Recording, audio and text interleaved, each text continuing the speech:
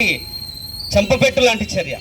ఎందుకంటే జర్నలిస్టులు లేకపోతే కాంగ్రెస్ ప్రభుత్వం లేదు, జర్నలిస్టులు లేకపోతే ఈరోజు ఎమ్మెల్యేలు కావచ్చు, ముఖ్యమంత్రులు కావచ్చు, తర్వాత మినిస్టర్లు కావచ్చు, వీళ్ళందరికీ వెన్నంటి ఉండి గత ప్రభుత్వం పైన మూకుమ్మడి దాడి, జర్నలిజం మూకుమ్మడి దాడి అనేటువంటి ఒక కార్యక్రమాన్ని మహత్తరంగా చేపట్టి ఈ విజయం అనేది సాధించడానికి కృషి చేసినటువంటి జర్నలిస్టులకి మన కాంగ్రెస్ ప్రభుత్వం ఎంత త్వరగా వీలైతే అంత త్వరగా వీళ్ళ సమస్యని పరిష్కరించేందుకు కృషి చేయాలని చెప్పేసి ముఖ్యమంత్రి గారికి సందర్భంగా తెలియజేస్తున్నాం.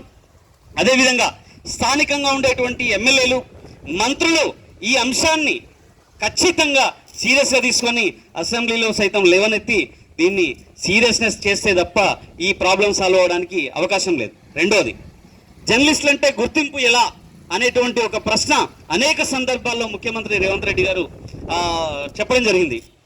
మీరు ముఖ్యమంత్రిగా లేనటువంటి సందర్భంలో ఇదే జర్నలిస్టులు అడుగడుగునా మీకు సహకరించినటువంటి వారు ఎవరైతే ఉన్నారో గత చరిత్రలు తీయండి.